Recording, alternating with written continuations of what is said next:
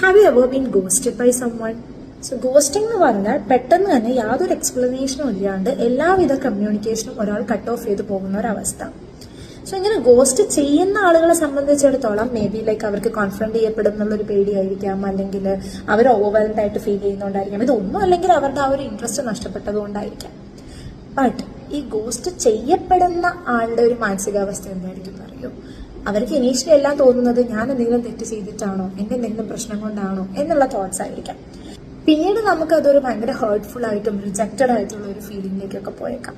പോകെ ഒരു പക്ഷേ നമ്മളുടെ ഒരു സെൽഫ് വർത്തിനെ എല്ലാം ഇത് ബാധിക്കുന്ന രീതിയിലേക്ക് മാറാനായിട്ടുള്ള ചാൻസ് ഉണ്ട്.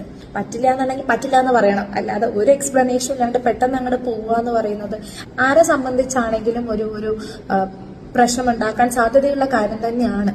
സോ ഇത്തരം ഒരു സാഹചര്യത്തിലൂടെ കടന്നു പോവുകയാണ്, അല്ലെങ്കിൽ അതിലൊരു ഭയങ്കരമായിട്ടുള്ള ഒരു വിഷമം നേരിടുന്ന ഒരാളാണ്